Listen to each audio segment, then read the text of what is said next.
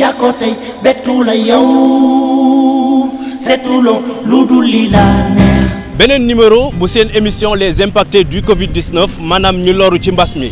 tey nag ñu ngi fii ci marché bu Sandaga ku wax Sandaga wax commerce li ñu bëgg a waxtaanee tey moo di le secteur informel lan mooy secteur informel ak i tamit lan mooy fànn yu ko sekk tey loolu la ñu bëgg a waxtaan ak yéen ñu am mbégte loolu dellusiwaat ci beneen gëstu bu yaatu boo xamante ni moom la ñu jagleel lu ñuy duppee les impactés du Covid-19 kàddu gi du bari dañuy déglu rek ñi nga xamante ni seen xam-xam màcc na ci fànn yu bëree bare lu ci mel ni wàllu économie ñu wax ñu ana lan mooy secteur informel. mooy koo xamante ni day liggéey te déclaré wul ni moom entreprise bu am la bu existé la am papier officiellement xam nga taximan bi entreprise bi waaye taximan pour moom amul kayit moom yoonam nekku ci pourtant day liggéey day am ay dépenses yu muy def di jënd essence di am recette ñu koy fay mooy am bénéfice mais moom gëm nañu lu entreprise Sénégal dañu leen naan y a 1,3% ñu nekk dans le public 5 à 6% ñu nekk dans le privé 92-93% yëpp ñu ngi dans l'informel. ANSD ba mu defee ay études am pour xool sax entreprise yu am Sénégal dafa ne 99,4 ay PME lañu ay entreprises yu ndaw lañu mais ci entreprise yooyu 97 yëpp ñu ngi ci informel ce qui veut dire que donc entreprise yu ndaw yooyu activité bi yëpp dafa nekk ci loxo informel donc ñoom ñooy dem xëy suba lijjanti bu ñu lijjantee yor ci kër mais lépp lu ñu jënd état bi da ciy am parce que dañuy fàtte ni dañu gis informel bët boo xamante ni du fay impôt da dul fay impôt direct mais day fay impôt indirect parce que ñaari impôt dafa am impôt yi sax dafa bëri mais entreprise bu liggéey ba at mi jeex bu amee bénéfice dafa am lu ñu woowee IS impôt sur les sociétés 30% yu entreprise war a jël delloo ko société bi mais état day def aussi lépp lu nit jënd muy marchandise boo jëndee mbuusu ndox ba fukki dërëm sax jàppal ni natt nga juróom-ñeent ci keesu état loolay TVA donc informel bu activité amee rek ñoom tamit dañu mën a di jaay ak jënd parce que ñoom ñoo yor kër yi parce que Sénégal boo xoolee 16 millions de Sénégalais ñi ci am salaire matul 300 000 xam nga bu dee salariés yi bëriwuñu état ñu mu ciy fay 130 000 la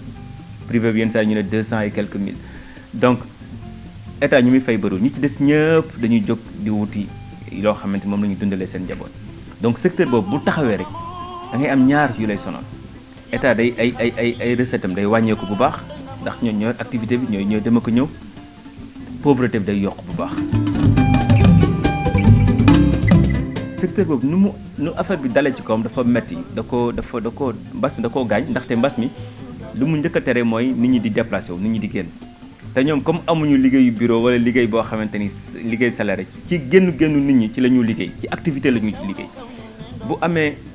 li may wax rek benn xew wala ay jàng bu amee xoolal bu njëkk ba bu jàng amee oustaz yi dañuy ñëw conférence ñu fay leen kuy lieu bâche ñëw lieu bâche ñu fay ko kuy lieu chaise ñëw lieu chaise ñu fay ko photographe bi ñu fay ko jigéen dem salon de coiffure bi am ci xaalis taximan yi indil voyez ñooñu ñëpp maintenant bu crise amee ku nekk da ngay toog sa kër am ñi nga xamante ni quand même ñoo gën a sonn ci mbas mi mooy ñi daan liggéey ak tubaab yi nga xamante ni touristes yi bu ñu ñëwee bu ñu wàccee ci aéroport c'est formel transport bi avion Air Sénégal c'est formel agence de voyage yi c'est formel mais bu ñu génnee foofu rek dañuy dem ay village artisanal dañuy commencer di visiter ils sont dans l'informel. mbokk yi gannaaw ba ñu waxee ba noppi lan mooy secteur informel tey nag dem nañu ci acteurs yi maanaam ñi yëngatu ci wàllu woowu. dem nañu fi nga xamante ni si moo di marché bu Sandaga seet yi ñi nga xamante ni ñoo di jaaykat yi waaye dafa am benn affaire bu fi am moo di benn centre commercial bu mag boo xamante ni centre commercial de référence la liñ fay yëngatu bëri na ci ay doomu aadama ci liggéey yu bëree bëri moo di centre commercial Touba Sandaga dem nañu visiter ko lii lañ fa jëlee. commerce bi boo xoolee dem ak dikk di demeetul noonu sur le plan international. donc bi ñu ñëwee Sénégal également bu ngeen xoolee depuis le 2 mars mesures yi ci mesure progressive yi nga xam ne état bi jël na ci yooyu yëpp day répercuté wu carrément ci activité économique bi donc ci loolu également bu fekkee am na impact sur le plan économique day daal suñu kaw maanaam ci centre bi également nga xam ni dafa ëmb ak ay commerçants yu fi nekk di fi yëngatu chaque jour donc yooyu feebar bi vraiment am na lu mu soxla ci liggéey bi bu baax a baax. coronavirus bi fu mu toll nii moom daf ñu laal carrément donc liggéeyatuñu presque 2 mois ngi nii xëy gu normal xëyuñu ko même avant président di jël décision yi sax fekk na ñun ñu ci ëpp fii nii xëy seetuñu et jusqu'à aujourd'hui même boo xoolee ci biir centre bi da ngay gis ne place yu bari ubbiwuñu parce que même boo ñëwee doo sokkeeku donc ñi ñëw aussi presque 3 heures 4 heures day fekk wàcc nañ. parce que ñun bu ñu doon am chiffre d'affaires boo xam ne à hauteur de 80% la actuellement ñu ngi ci 40%. donc loolu li ko waral feebar bi la parce que tey bu fekkee nit ñi ñu ngi war a fay seen loyer au niveau du centre commercial Touba Sandaga bu ñu amul lu ñu ko fayee tamit dafay xaw a metti donc duñ mën a honorer seeni engagement locatif ci loolu sax am na ñoo xam ne ñàkk mën a honorer seen engagement yi moo tax dañuy bari dañuy tëj dem toog seen kër parce que mënatuñu ñëw di def seen activité commerciale yi ñu waree loolu boo xoolee feebar moo ko waral. bagages yi ñëwatuñu parce que ku mënul dem jëli ay bagages moom mënoo indi ay bagages surtout ñun ci li ñuy yëngu lu nga xamante ne da ngay dem tànn ko xool ko saytu ko ba gis ne lii doy na sa ay clients nga koy soog a indi donc bokkul ak ñeneen ñi nga xamante ne ni mën nañu toog fii nii di commander. vraiment ñun sax mën naa ni ñun ñoo ko gën a yëg ndax ñun comme li ñuy yëngu dafa nekk loo xam ne nii pratiquement il faut nit ñi am temps il faut nit ñi nekk ci jàmm il faut ñu nekk ci seen ay activités seen lépp di dox ñu doog ñu bàyyi xel ñun ndax xam nga nit bu jëndee yére yu rafet il faut mu sol ko dem fenn te boo xoolee activités yëpp dafa bloqué dëkk bi kenn demul kenn dikkul amatul xew soirée yi amatul te ñun pratiquement boo xoolee loolu mooy doxal suñu ay affaire donc vraiment laal nañ bu baax a baax. donc pour nga solu wala nga def yenn yi daal foog nga am foo jëm daal te nit ñi comme dañuy toog seen kër voilà nit ñi taluñu ko ñëpp ngi toog seen kër pratiquement kenn génnul kenn ñëwul bon métti na daal ci ñun métti na vraiment ci ñun état daal buñ mënee gëstu daal xool suñu situation moom lu mu ci defit duñ ko bañ. waaw depuis gars yi tëj affaire yi ba léegi xanaa li fi nekkoon rek moom la ñuy jéem a fonctionner avec di ko jaay mais quant à yu bees moom arrivage bees peut-être li fi nekkoon stock bi moom la ñuy jéem a écouter mais te stock bi dafa méngoog jamono bi ñu nekk ba léegi moo tax amuñ ci problème boobu li ñu nit laaj am nañ ko mais pour commande yu bees yi ñëwaat aussi amagul quoi. ñi dañu xaw a ragal ñi ci ëpp sax préfère jënd en ligne woo la envoyé photo nga jël sa temps photo leen yónnee ñu pare ngay jox livreur mu yóbbu leen que ñuy ñëw parce que seen xel yi xaw a dem psychologiquement nit ñi dañu xaw a ragal quoi.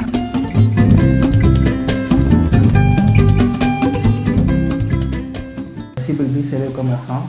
pratiquement ñu la gën a impacté donc ñooñu dañuy xool bi ñu waxtaanee ak ñoom vraiment ñu wax nañu carrément ñoom lottu nañu ci maanaam li xew maanaam feebar bi dal suñu kaw parce que jaayatuñu dematuñu mënatuñu def dara donc mënatuñu daal honorer seen engagement yi ci loolu biñ ci waxtaanee également kilifa gi le PDG du groupe CCBM Holding monsieur Serigne Mboup vraiment ci jàppandalam ñu waxtaan ci mu ak vraiment solidarité bi nga xam ne apporté na ko sensibilité bi nga xam ne moo am jël ci en considération dane moom wax dëgg yàlla dina jël ndogal ni defal leen loo xam ne dina tax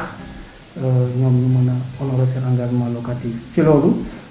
ci leen defal benn réduction de 50% ñoom ñëpp vraiment ñu rafetlu ko ba tax ni ñu commencé ku ci am dara ñëw fay si. métti na ndax secteur informel lu ci bari ci commerce lañ nekk te commerce mooy jeexitalu lépp ndax buñ jaayul industrie du mën a dox mbay du mën a dox kon tey jii li nga xam ne nii mooy commerce bi moom képp kuy def commerce rek impact na la direct ak loo mën a jaay doo mën a jaay ndax hôtelier bi ñuy wax ne dafa ko impacté day jaay ay chambre mooy hôtelier la jaay waaye commerçant bi moom li muy jaay moom impacté na ko bu baax. xam nga nit ku ne occasion bu am dañ ci war a profité pour régler ci say jafe-jafe secteur informel gis nañ ne dañ leen doon seetaan bu mbas mi ñëwee mu gis ne état bi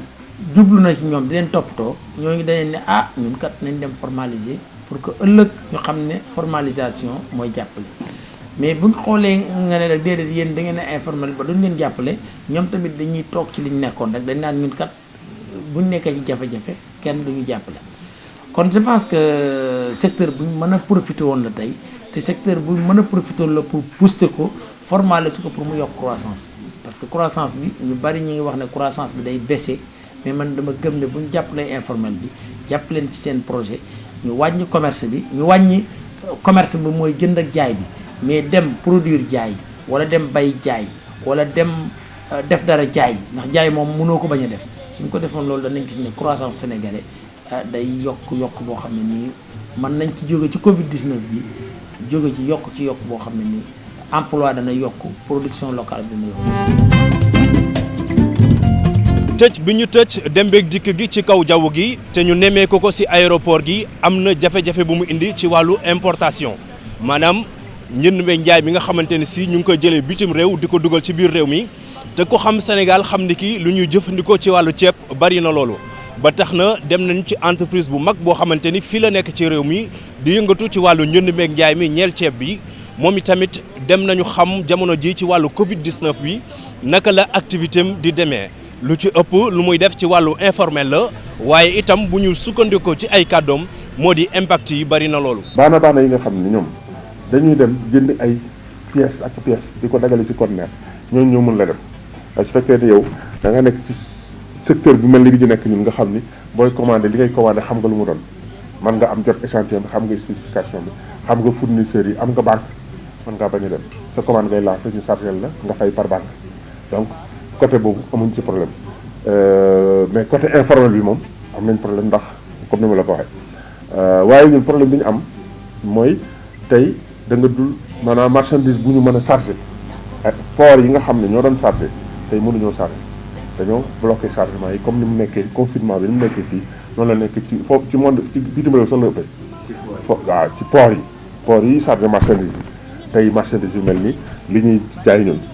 maanaam pour fañ koy chargé chargé wul lu mel ni ceeb su chargé wul lu mel ni suukar lu mel ni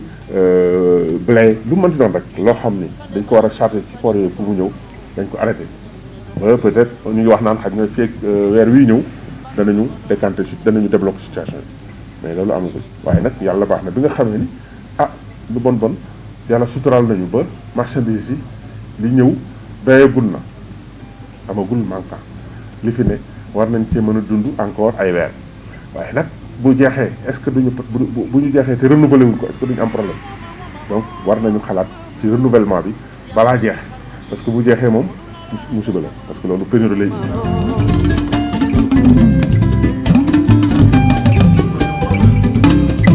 da nga seen kër da nga leen di fay 70% seen salaire te du ñu xëy sax ñeneen ñi sama oto mooy dem di leen ramasser ji muy le minimum ñi nga xam ne mënuñoo ñàkk ñëw muy comptable beeg secrétaire beeg assistant beeg yooyu chauffeur bi muy dem jëli leen bu ñu wàccee moo leen di yóbbu xam nga loolu yëpp ay dépenses ba pare da nga leen di fay plein pot parce que ñu ngi liggéey si léegi nag activité bi en tant que tel aussi dafa impacté wu parce que doxul ni mu waroon a doxewu ni ndax nit ñi consommé tuñu boo xoolee cérémonie yi amatul yenn saxamma yi amatul donc loolu yëpp day feeñ ci pour écoulement wu produit yi ba produit yi ngay yor yëpp day toog di la xool nga koy xool jarul donc yooyu ay impact la yoo xam ne yu métti métti la donc loolu yëpp nag boo ko boolee li muy indi moom mooy bu ñu continuer woon nii bañ a def benn allègement société ñooy tëj bu société yi tëjee kon mooy raw corona bu société yi tëjee dàq personne ñu fa nekk kës néew moo raw corona waaw wala bu fekkee ne yow nekkoon ci société bu ñu lay fayee salaire yi ñun la mënoo xëy marché wala mënoo liggéey pour am loo yore sa njaboot nga toog foofa njaboot gi dee xiif loolu moo gën a bon corona moo tax dañuy saluer bu baax li nga xam ne moom le président bi def décision bi mu jël pour alléger pour diminuer un peu alléger un peu les restrictions yi nga xam ne moo amoon. dañoo organiser wul secteur parce que commerce dañ koy organiser ñu xam ku ci ne li ngay def ak noo koy def importateur bi ñu xam ne importateur la day remplir rôle importateur bu importé bu ñëwee am système de commercialisation boo xam ni moom dana mën a jaay produit ci nga xam ni ñoom ñoo la ko war a jaay lu mel ni ceeb par exemple comme ci laa yëngu lu mel ni suukar lu mel ni produit yu mel ni moom ay blé ay maïs donc principalement daal ceeb ak suukar li nga xam ne moom produit la de première nécessité diwlin yooyu yëpp waroon nañ ko mën a organiser ba nga xam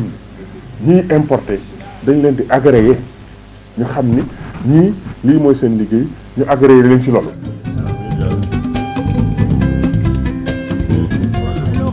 mbas mi bi mu ñëwee ci Sénégal ak léegi toll na ci ñetti weer secteur d'activité yëpp la laal rawatina secteur informel bi nga xamante ni lu ëpp ci askan bi ci la ñuy yëngu ndax boo jëlee 96% ci wàllu xëy fii ci Sénégal secteur informel bi ñoo ko amee ba tax na ñi nga xamante ni ñoo di consommateurs yi wala ñoo nga xamante ni ñooy dox ci àq ak yelleefu képp koo xamante ni xëykat nga nekk ci secteur informel bi dem nañu sekk ak ñoom waxtaan li ñu nemee ko moo di depuis bi mbas mi ñëwee ba tey lépp loo xamante ni ñu ngi si doon liggéey ñoom am na ay impact yoo xamante ni nemmeeku nañ ko si moo xam seen chiffre d'affaires la moo xam revenu li ñu ci daan am bés bu nekk wàññeeku na bu baax a baax li ñuy def déglu ñu mel ni que Inaako Yeesal ñu dellusiwaat si plateau bi. Inaako Yeesal dafa mel ni ñun ñooy jaboote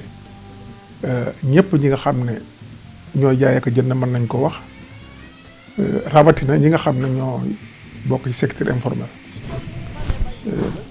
musiba mi nga xam ne moo dal ci Sénégal bi mu amee ba tey ku ne xam ne commerçant yi ñoo ci gën a sonn fi mu toll nii bokk nañ ci secteur bi nga xam ne ñoom la gën a frappé mooy secteur informel. mën naa ne ñi nga xam ne ñoom dañoo am ay établissement yoo xam ne liñ ko structuré bu wóor a wóor liñ ciy tànnee mooy bokkuñoo ak secteur informel parce que secteur informel seen secteur bi ñu nekk moom la gën a frappé parce que dafa fekk ne booba dëgëraguñ.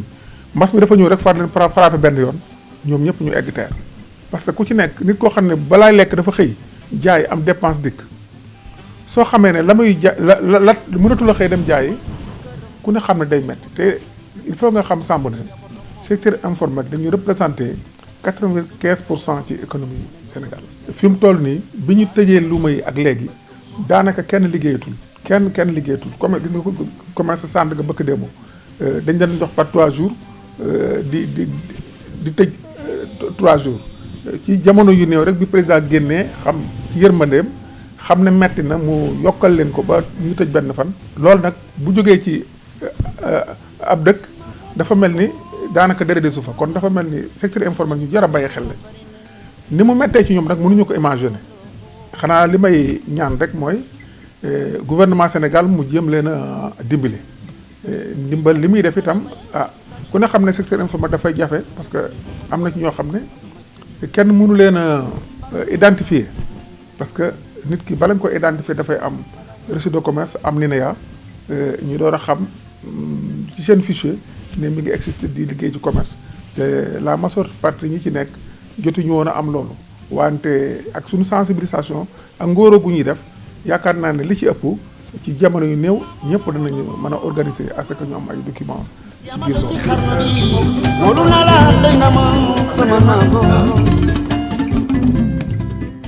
jël nañ ci acte bi nga xam ne bu nu fi yàlla bàyyee ba ñuy génn ci lii li ci desoon defuñu information seen structure bu soobee yàlla danañ fexe ba ñëpp def ko ndax itam xamuñu woon ne lii dana leen fekk ci jamono lu bettale nag waaye incha allah danañ leen taxaw ñun ba kenn ku ci nekk mën a wut sa registre de commerce wu sa NINEA incha allah ci lu gàtt. am na benn affaire boo xam ne maa ngi ciy lancé parce que lépp ci économie réew mi la parce que dafa am loi boo xam ne bi dafa interdit ñuy jaay ay mousse plastique comme ni nga ko xamee loi nag ñun mënuñu lu may parce que ay nit ñu nangu ku ñu administré lañ su loi xasi am rek duutuñ ci man lu may jéem a xool inconvénient ba cay am ñu mën leen a souligner wax leen ko ñoom ñi nga xam ne ñun liñ ci xam duñ ko xam ministre bi nga xam ne moom moo yore affaire boobu ministre environnement ñu ngi waxtaan ak moom li muy def itam lu war a def la kenn ku ne xam ne mousse plastique yi dafa am lu muy affecté ci réew mi à ce que ci diggante géej gi ak jéeri ji li muy yàq wante buñ ko xelalul mu ñu dem ci ak xel c'est bien que loi la dana yàq loo xam ne ci économie réew mi dana xaw a tolloo ak li mu war a yàq wala mu gën ko metti sax moo tax essentiel li ñuy def ak moom di waxtaan ak moom mooy ku ne xam na ne loi la mbuus yi dafay jeex ci Sénégal kenn dutu ko fendi mais mu dimbalenu mayetuñu tuuti rek benn mars may quelques mois ñu góorgóorlu pour vraiment li fi nekk jeex.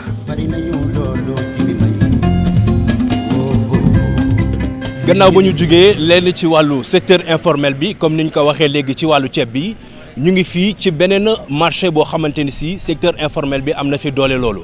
marché bi sama ginnaaw ngeen di gis moo di marché Kermel la ci atu 1860 lañ ko tabax jamono di dox ba atu 1994 am lakk bu fi am ci noonu la ñuy doxaat ba rénover marché bi ci atu 1997 gannaaw boobu ba tey mooy bâtiment bi fi nekk mais am na lu ñu xamee marché Kermel moo di ñi nga xamante ni ñooy jaay objet d'art yooyu ñuy jaay nag ginnaaw ba ñu tëjee frontières yi ba tey daanaka gisatuñu seeni clients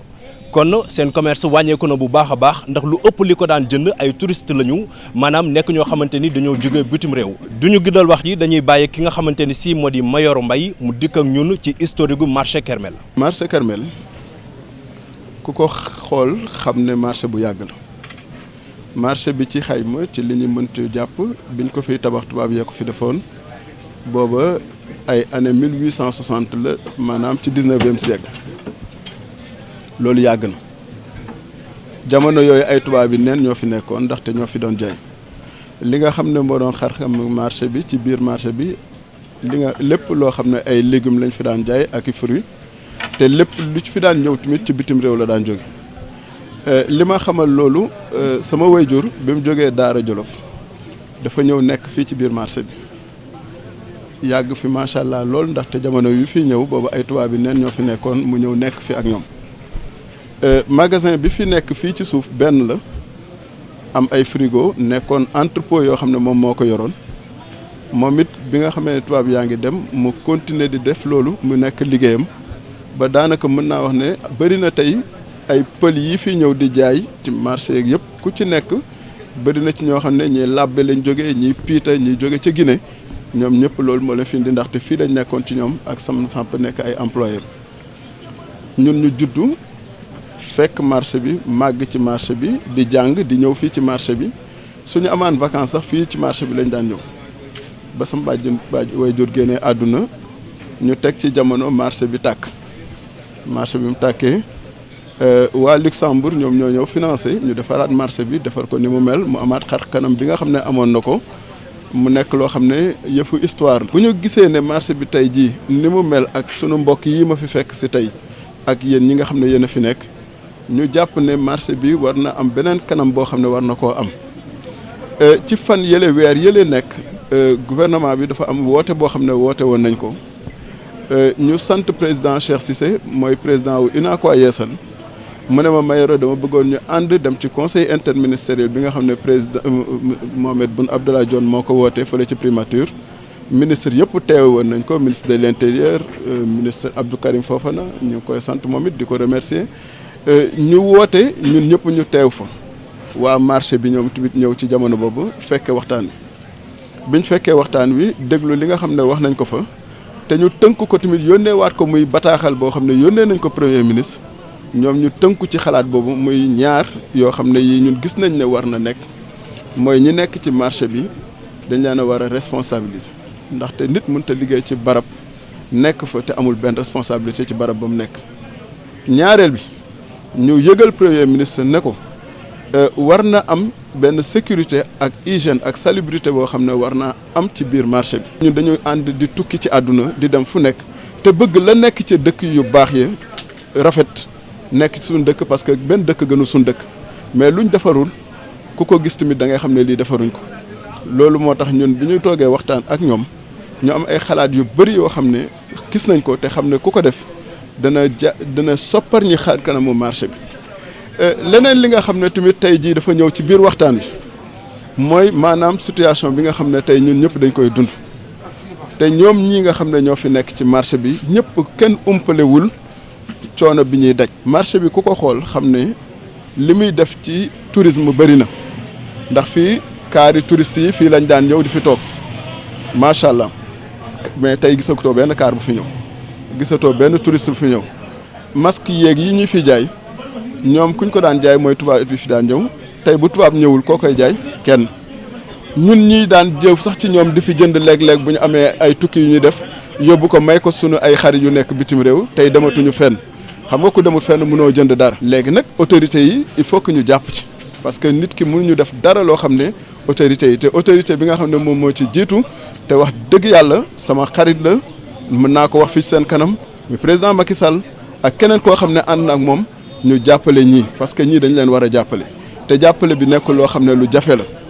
te loolu mooy ki nga xam ne woote bi ñu waroon a woote te wax ko ba ñëpp dégg ko parce que nit nga jóge sa kër sa njaboot yaakaar la nga xëy bëgg a jaay benn masque jaayiloo ko bëgg a jaay benn objet jaayiloo ko ngoon jot nga fompaat say bagage tëjaat sa cantine dem loolu nekk loo xam ne lii wax dëgg yàlla am na sutura. place yi ngeen di gis seeni borom ñooy jaay objet d'art yi ni ngeen ko gisee ni sama ginnaaw place yëpp dañu tëj parce que seen liggéey bareetul jot nañ fi doxantu si ñëw xool jamono ji naka la ñuy defee seen liggéey ñoom nag bëri na ci ñoo xamante ne si ay borom kër lañu jóge ci ay gox yu fasantikoo yu nekk fii ci Ndakaaru bés bu nekk fii la ñuy xëy ci marché bi bu ñu defee xayma lu toll ci juróom-ñaari téeméer ak lu tegal ci ay doomu aadama bés bu nekk daañu xëy si fii ci marché Kermel ñu si ëpp si ñoom objet d'art la ñuy jaay mu nekk ay jumtukaay yu rafet yoo xamante ne si askanu Sénégal ñi ko xam boog ñu ngi siy gis seen bopp bu baax a baax tey jii ak Covid 19 bi naka la activité bi demee fii ci marché Kermel. man 2 mois ngi ñëw ma fi 3 mois am na ñoo xam liggéeyuñ sax. yan objet ngay jaay. man fi mu ne nii lépp luy tuba loo fi gis rek ay collier antique ay bracelet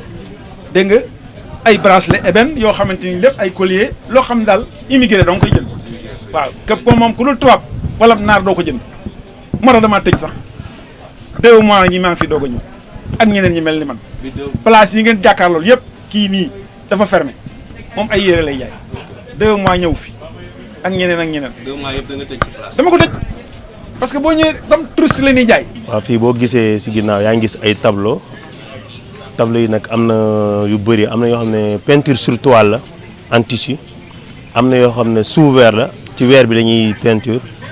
ak boo xam ne en sable la suuf lañ koy defaree quoi am nañ tamit yoo xam ne ay jémbe la jémbe yi comme ni nga ko gisee nii am na balafon am na tamit ay tama ak ay kalimba ak yooyu quoi moo nekk fii nii waaw am na tam beneen place yi moom am na ay bant ak bronze ak ay cuir ak yooyu waaw moo fi nekk waaw. tëj nañ TER tëj mer te foofu la suñuy client di jaar bu avion wàcceetul gaal amul client bari na fi ñeneen ñoo xam ne nag sax mën nañoo débrouiller ndax ko jaayub ceeb di jaay mburu di jaay suukar yi nga xam ne moom la mbayeen yi bëgg a bëgg yaa ngi boo jaralul na nga doon jaral di yaa ngi bricolé noonu nag dañ koo mën a tut ndax gisuñu ku ñu koy defal kon ku ñuy dimbali ku ne buñ ca jiituwul ku teg nit war ñu caa teg ku jiital nit war ñu caa teg.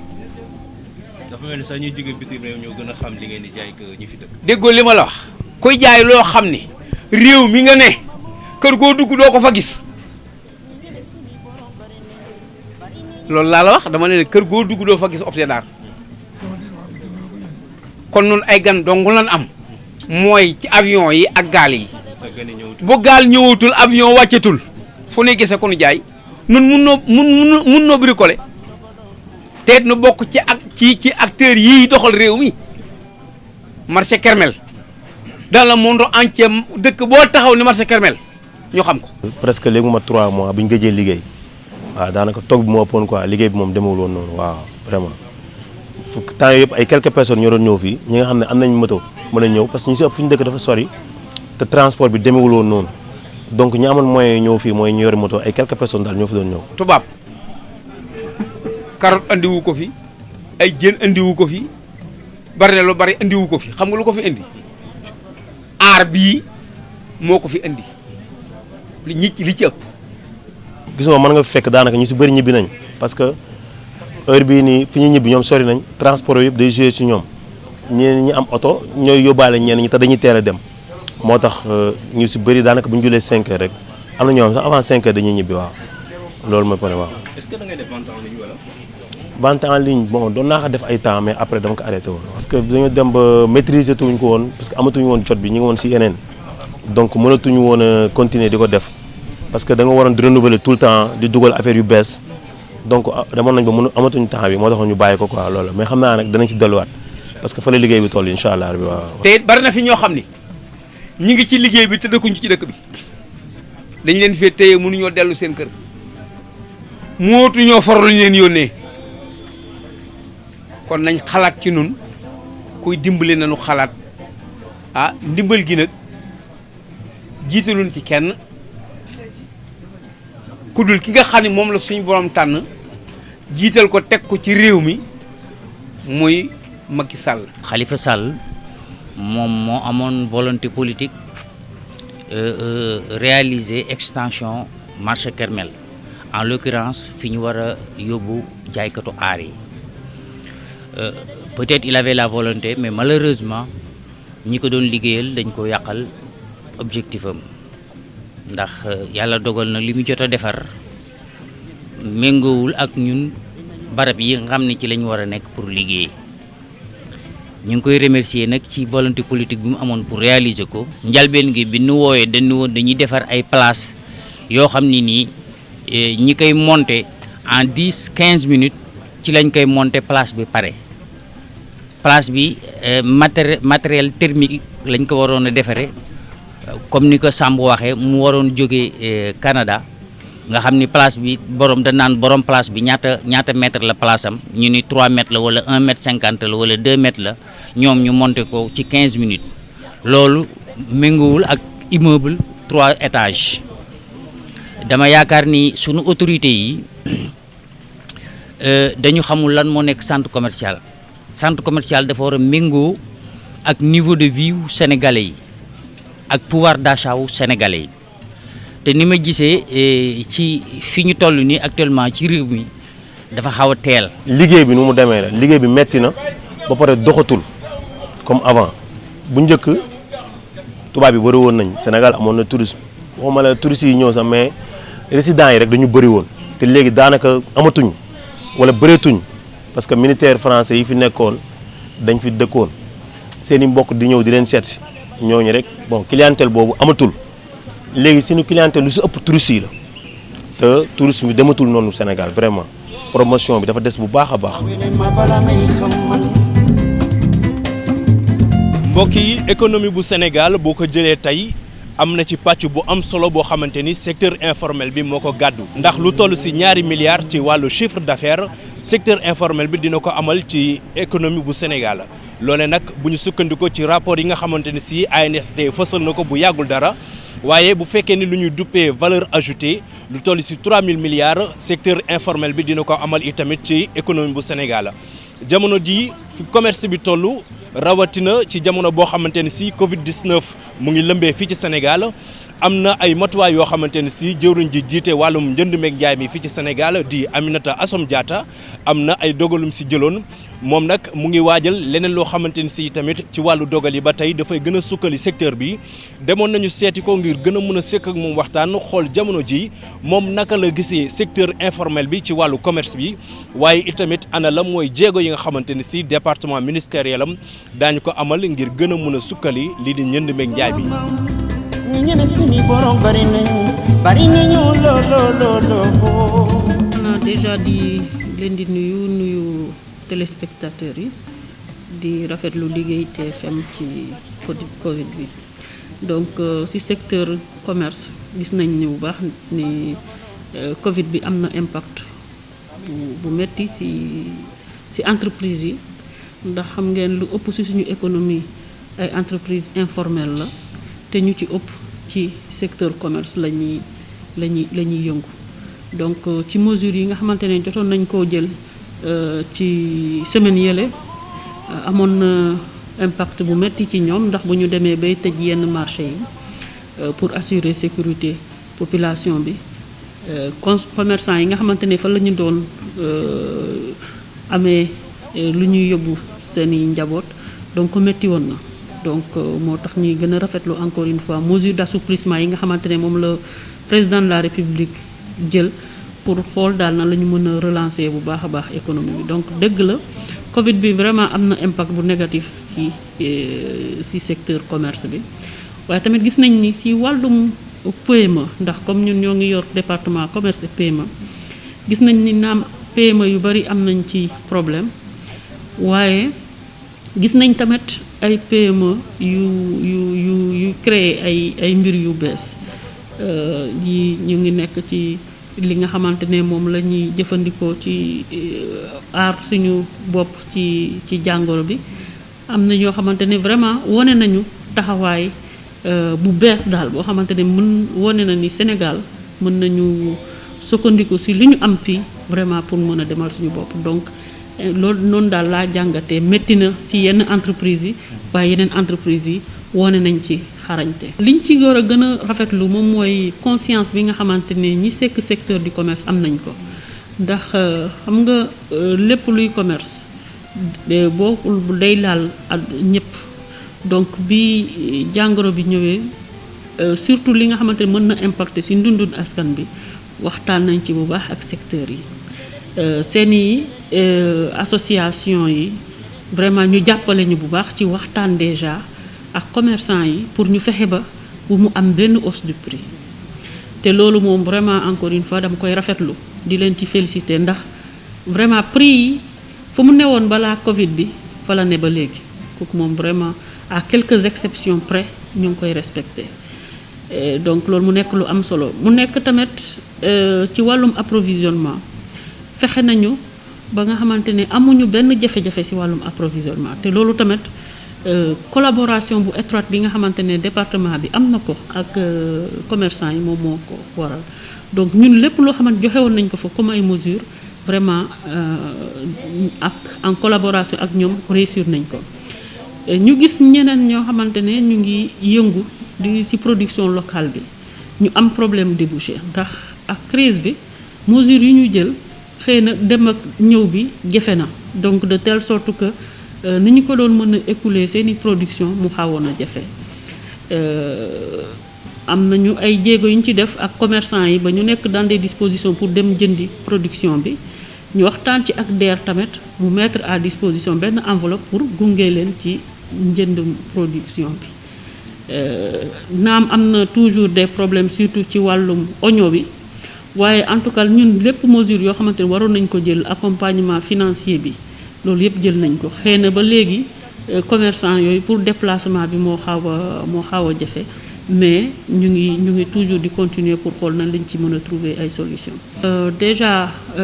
ñoom secteur informel bi tamit ay PME lañu peut-être bu ñu ci amee yi nga xamante ne vraiment am nañu ay papier yoo xam ne mën nañ ci sukkandiku je pense li nga xamante ne déjà moom la état prévoir mën nañu ko bénéficier mais tenant compte de l'aspect PME informel quand même am na benn enveloppe boo xamante ne gouvernement bi dégagé na ko teg ko ci FONGIP pour mu mun a accompagner secteur yi lu ci mel ni ay prêts pour ñu mun a refinancer seeni activités yi facilité yooyu état bi teg nañ ko mais tamit yi nga xamante ne yu formel la mën nañu lépp lu nga xamante ne allègement fiscal bi nga xam ne moom la état bi décidé dinañ ci bénéficier li nga xamante ne moom la état bi prévoir aussi pour accompagner leen pour ñu fexe ba maintenir emploi yi tamit dina mën nañ ci bénéficier maintenant la difficulté ak secteur informel rek moom mooy jafe-jafe am li nga xamante ne mën nga ci sukkandiku pour xam ban mooy impact bi nga xamante ne moom la Covid bi am ci ñoom te am na si ñoo xamante ne dinañu bénéficier certainement ci appui bi nga xamante ne moom la état bi di def pour ménager. napp gi nga xamante ne si ñu ngi koy amal fii ñu ñëw fii ci Soumbédioune ànd ak sama caméraman bii di Youssou Baro bu ngeen xoolee sama ginnaaw nii di ngeen xam ni activité bi jamono ji xëy na wuute nag lu ñu daan faral di gis bu njëkk ndax ku xam Soumbédioune xam ni ki bëri na doomu aadama yuy yëngatu fii ci wàllum napp gi ndax lu ëpp juróom-benn junni doomu aadama daañu fa xëy bés bu nekk fii ci Soumbédioune nag kenn dootu ko présenté Sénégal beneen fànn googu ñeel wàllu secteur informel bi moo taxoon ñu ñëw fii ngir sekk waxtaan ak ñi nga xamante ni ñoo fiy liggéeyee ndax mbokk yi boo xoolee 90% bu économie Sénégal lépp xaalis boobu mu ngi jógee ci géej gi mu di économie maritime kon nekkul secteur boo xamante ni si bu ndaw la ginnaaw bi ñu fi ñëwee nag liñ fi nemmeeku moo di ñu bëri léeg-léeg jafe-jafe gu ñu am moo di bu ñu jëlee seen napp ba noppi ñu mun koo jaay ci marché bi ndax xam ngeen ni yoon yi dañ koo tëjoon lu ci ëpp fi nga xamante ni moo di daw ci diggante dëkk ak dëkk di le transport interurbain lépp lu ci munti aju jot nañ ci def gëstu laaj ko ñi nga xamante ni si ñoo fiy liggéeyee ñu seeg waxtaan ak ki nga xamante ni mooy njiitu képp koo xamante ni moo di nappkat nekk fii ci Soumbédioune di Issa Fall ñu teewlu waxtaan gi ñu seeg ak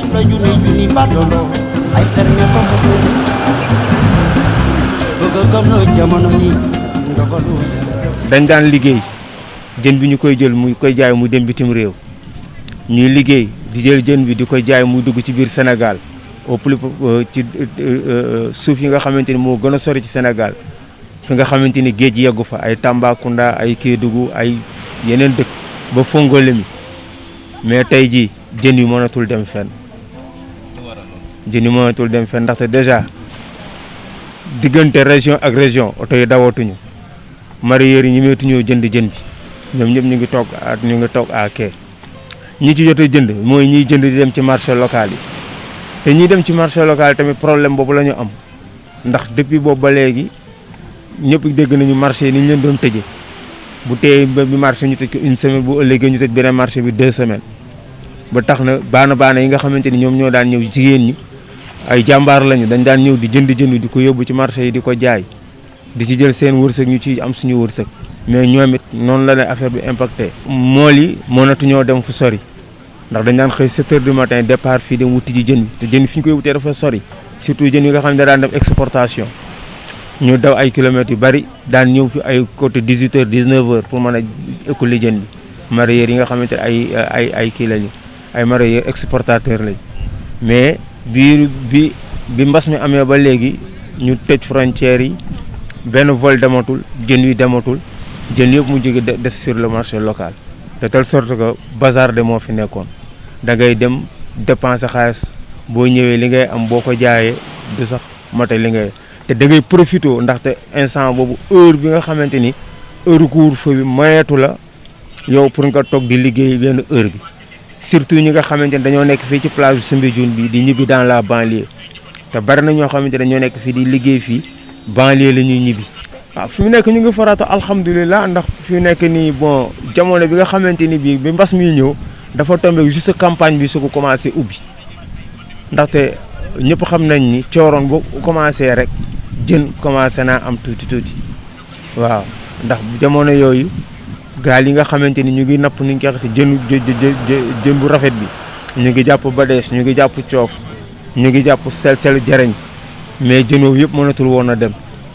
dañu koy andi jën woo xamante dañ ko daan jaay kilo 6000 francs 7000 francs dem ba kilo bi ñu koy jaay ay kilo 2500 1700 vraiment xam nga ne loolu metti na waaw te da nga koy jaay ba noppi dawa topp ci ginnaaw ki nga koy jaay bu xam kañ la lay fay ndax da nga koy poser rek jox ko mu dem moom it mu dàq yi ndax dina am foo xamante ni dina ko fa mën a jàllale pour mu jàll. licence de pêche ñu war ko signaler ay bateau yoo xam ne ay bateau étranger lañ ñu war a ñëw fii yan espèce la ñu ciblé espèce yi ñu ciblé moom mooy li Sénégalais yi di dundee jay yaboy wëyam loolu la Sénégalais yi di dundee léegi gisuñu coof gisuñu jariñ gisuñu kocc jën woowu masaana ñëw dañ ko yeb ci ay boîte yóbbu ko bitim réew xam nga donc kon ak nu mu mënti demee ak lu mu métti loolu waroon nañ ko teg ci suuf waaw loolu waroon na ko teg ci suuf ba nga xamante ni lii jàll na mu soog a toog waxtaan ak acteurs yi ndaxte nit ki balaa ngay jaay da ngay xool li ngay jaay ndax am na fi ba noppi mais amul kooku bu loolu demee ba jàll mooy raw Covid 19 bi am fii Sénégal actuellement. ndax sénégalais bu nekk li ngay consommer ci jën moo bari à peu près 29 kilogrammes de poisson par an par sénégalais bu nekk benn sénégalais bu nekk waaw. loolu du lu ndaw fan yi passé ñu ngi dimbali secteur bi mais 2 milliards yi dañu ko jëlaat dugalaat ko ci DER bi mais loolu du ndimbal moom da nga ko jëlaat dugalaat ko ci DER bi nit ñi dañuy demaat ci DER bi léegi pour lebaat après léegi pour dem fay ji non kii boo koy dimbali da ngay yëkkati nga ne am ni ñu dimbali leen xam nga président boobu ba léegi mu ngi jooy pour ni ñu koy waxee te det bi Sénégal am ak Afrique ñi ci kaw baal leen ko. pourquoi pas ni ñu koy waxee ci léegi loolu war na mën a tax ñoom war a endetté ni ñu koy waxee ci population bi ñun amuñu dara ci lii la ñuy yaakaar xam nga kon kay boo ñuy dimbali bul ñu lebal waaw bul ñu lebal. déglu ngeen li nga xamante ni si moom la président Issa Fall wax mbokk yi yemuñu foofu dem nañ ba si jëwriñ ji nga xamante ni si moom nañu dénk wàllum napp gi ak i tamit koom gi jugee ci wàllu géej gi mu di Alioune Ndoye moom nag waxtaan gu ñu sekk ak moom bu yaatu la luñ ci gën a jukki moo di jamono ji am na loo xamante ni si jëloon na ko ci ay dogal bi Covid bi amee fii ci Sénégal moo di navire de croisière yi dañ leen tere woon ñu dugg fii ci réew mi. kon loolu yi tamit am na beneen incident maanaam benn jafe-jafe boo xamante ni indi na ko ci wàllu napp gi bu ñu sukkandikoo ci ministre Alioune Ndoye yi tamit am na yenn convention yoo xamante ni si daañu ko xaatim ngir gën a mun a yaxanal li nga xamante ni si moo di napp gi fii ci Sénégal moom nag waxtaan gu ñu sekk ak moom lañ leen bàyyi ngeen teewlu ko ñu dellusiwaat ci plateau bi. napp gi nag ak économie maritime da ngay jàpp ni bokk na ci secteurs yi nga xam ne ñoom ñoo lañu en tout cas joxoñoñ pour ñu gàddu li ñu naan croissance su réew mi moo taxal ñu def ko ci li ñuy wax axe 1 du plan Sénégal émergent nga jàpp ni daal secteur la boo xam ne ci xayma yu mujj boo xool suñu production intérieure brute wàllam motoon na ci 3,2% waaye mu am itam solo ci suñu dundin parce que ci dund gi boo xoolee li tubaab di wax ni apport en protéines animales amaana produits halieutiques yi liñ ci représenté mot na 70% kon xam nga loolu am na solo ci waa Sénégal muy itam secteur boo xam ne mooy en tout cas 2019 bi ñu jeex ki jëloon bopp bi ci secteur yi nga xam ne ñooy indil ci wàllu devise réew mi am ay exportation yoo xam ne demoon nañ ba xayma ko ci 259 milliards kon xam nga secteur boobu am na solo tey nag ci pandémie bi ak mesures yi nga xam ne daf ci ànd lu bëre laal na activité bi laal na acteurs yi kon forcément impact bi am na ci solo comme ni mu laalee ci réew mi yëpp. bu ñu naan par exemple ay bateau yoo xam ne ay réew bitim yeneen réew ko moom du ñun may fàttali souvent ñi ñuy dut baaram souvent ay réew la yoo xam ne ñun amuñu convention ak ñoom waaye am na fait bu fi ne. day wane toujours importance port de Dakar mooy que dëkk yi ñu wër souvent amuñu infrastructure yi nga xam ne bu fa nit amee licence sax napp ba pare ci seeni dëkk mën naa débarquer ci dëkk yooyu maanaam ñooñu dañuy nappi tey ci dëkk yooyu ba pare di débarquer biir Dakar di permettre ñun Sénégalais ñuy def li ñuy wax di capter benn partie ci chaîne de valeur bi nga xam ne amaana mu ngi juddoo feneen ñu ngi koy créer donc loolu am na solo. lu bëre état da ko subventionné carburant bi ñuy utiliser. état da ko subventionné état dafa dem ba subventionné booy changer sa gaal daf ko en fait sa moteur état jox la subvention 1 million xam nga loolu lu am solo la seen wàllu sécurité état subventionné ko ba nga xam ne tey quasiment gilet ba presque gratuit la parce que 2500 francs lay jàpp loolu lu am solo la état di leen négocier par exemple moo jëlee samay mbokk gendar loolu lu am solo la parce que ñoom dañu amoon ay licence Mauritanie tey licence yooyu fexe nañ ci ab diir bu gàtt yóbbu ko de 400 à 500 il faut ñu dëggal ko waaye itam fexe ba nga xam ne li nekkoon ay problème ci diggante Mauritanie ak ñun ci wàllu woowu lépp ñu teggi ko jàppal ne tey mbokk mi mooy que ni licence yooyu nga xam ne dañ ko daan fay tey seen nappkat genn bi du ko fay loolu dafa am solo mais nag boo nee yan la ñu teg pour accompagner leen parce que am na impact parce que tey nappkat bi mën na nappi parce que tëjuñu ko waaye problème bi mooy boo teere mbaa di nga ko jaay parce que bu ñu dakkalee wàññee dem ak dikk bi entre dëkk yi day xaw a jafe ci écoulement bi marché yi bu ñu ko réglementé wàññi fréquentation bi day xaw a jafe. bu ma jëlee wàllu économie maritime jàppal ne lu ëpp su 90% ci sa koom-koom bi dugg ci réew mi foofu lay jaar port de Dakar lay jaar kon loolu day wane déjà importance bi mu am du dëgg itam boo xoolee liy yëngu ci napp gi wax naa la sànq ni bu mu xoolee exportation yi rek 259 milliards pêche dugal na ko ci réew mi ci wàllu woowu nekk premier poste de rentrée de devise ci réew mi te boo xoolee exportation yooyu gëw ma ni ëpp na 10 à 20% ci la ñuy napp ci réew mi parce que li ci ëpp pêche artisanale bi moo koy def moo ñuy permettre tey par exemple ñuy dundal askan wi et cetera donc boo ko valoriser xam nga ni am na solo ci réew mi. mbokk yi émission yi bi ñu koy def liñ ci gënu ñu teel moo di am saafara ci jafe-jafe yi nga xamante ni si acteurs yi yëngatu ci secteur informel bi ngeen gis ni ki bokk nañ ci fànn yu bari yoo xamante ni si ñu ngi ciy yëngatu loole moo ñu taxoon a jóg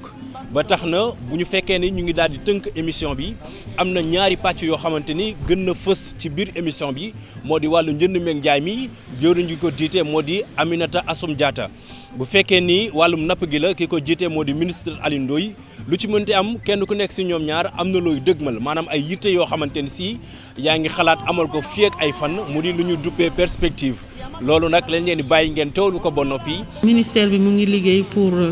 gën a dëgëral suñu entreprise surtout fexe ba lépp production boo xamante ne am nañ ko fii ci Sénégal ñu mun ko di commercialiser mais ñun bëggatuñu sax yem seulement ci focaliser wu ci production agricole mais lépp loo xamante ne sénégalais mu ngi koy produire fii war nañu mun a liggéey ba am benn cadre boo xamante ne boo fa demee mën nga fa fekk produit sénégalais kese donc loolu mu nekk loo xam ne ñu ngi ciy liggéey di wax ni tamit ci wàllum filière bu am solo mel ni anacarde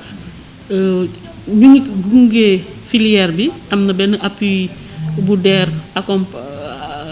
mettre à disposition 1 milliard ak ay partenaires am plus de 6 milliards avec ses partenaires pour accompagner filière bi te ñun ñoo ngi gën a bëgg a bàyyi xel ci transformation donc fu mu ne nii ñun ñu ngi gën a xool entreprise yi nga xam ne ñu ngi ci wàllum transformation noix de cajou bi ñu xool na la ñuy mën a bénéficier bu baax ci appui boobu waaye tamit ministère bi am na li ñuy naan système de récépissé d'entrepôt bu mu mettre en place boo xamante ne phase pilote bi commencé na depuis le 27 avril war a jeex le 30 septembre pour fexe ba nga xamante ne ñii di liggéey ci secteur bi wala nga nekk producteur wala nga nekk commerçant mën nga jël sa produit nga dem yóbbu ko ci entrepôt bi nga xamante ne moom la ñu agréé ñu jox la benn récépissé boobu sur cette base mën nga dem banque bi am na ñetti banque yoo xamante ne ñoom ñoo nekk partenaire ñu mun laa accorder un prêt boo xam ne mën nañ la ko mettre à disposition dans les 48 heures prêt boobu boo ko jotee bu fekkente ne da nga am ay dépenses urgentes mën nga ko seet def wala bu la neexee nga jëlaat xaalis boobu demaat jëndaat production bi mën a stocké xaar ba nga am kii bu gën a rentable ñu ngi tamit liggéey ci wàllum plateforme de commercialisation parce que tey jii xam nañ ni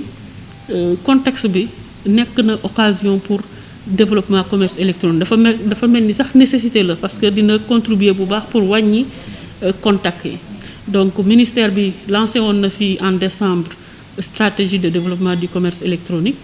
fu mu ne nii ñu ngi dem ci créer benn plateforme pour que acteurs yi yépp ñi nga xam ne dañuy yëngu ci commerce électronique ñu mën cee liggéey bu baax a baax a baax donc aussi dinañ def la promotion suñ plateforme yi nga xamante ne moom la ñu créé ndax am nañ benn plateforme boo xamante ne day regrouper ñëpp ñuy def commerce électronique paiement yi ak yi nga xam ne commerce consommateur mën nañ ñëw ci sur la page rek mën a def toutes les transactions possibles. signé nañ benn convention pour mettre en place benn fonds de 2 milliards boo xam ne dañ koy jàppale justement pêche artisanale bi maanaam pêcheur bi mooy mareyeur bi micro mareyeur mooy femme transformatrice bi donc ñooñu la ñu jagleel 2 milliards yooyu ba pare di leen ko lebal parce que dañu bëgg fonds boobu non seulement ci weer yi ak at yi ñëw ñu yaatal ko waaye itam justement mun ñu pérenniser ko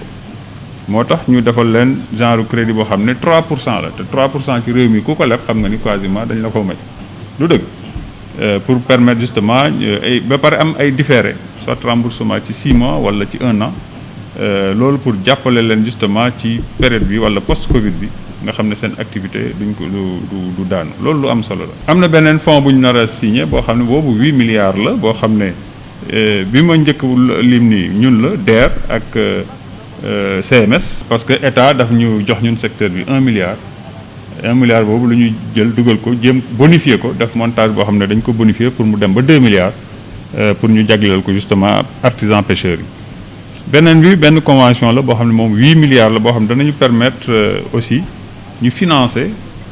acteurs yi ci ay camions frigorifiques waaye itam dañ ci bëgg laal pour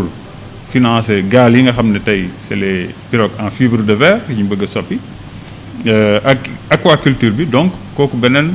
volant de financement la boo xam ne dañ ko teg sur place pour vraiment jàppale suñu secteur. Actuellement am na benn plan de résilience boo xam ne ñu ngi koy finaliser fii pour la relance du secteur de pêche boobu itam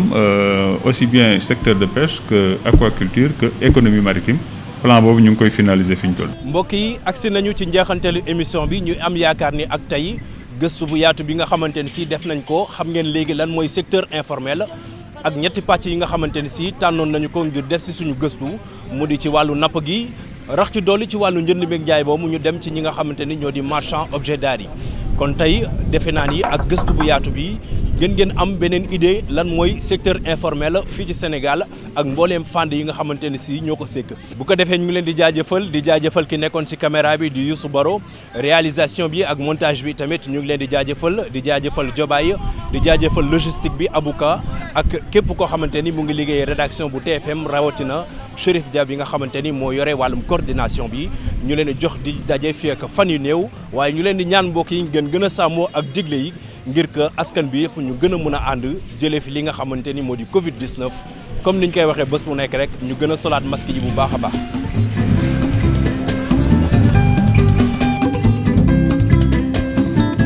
lu xew ñu ne ndogal yéen ñi daal du ndogal.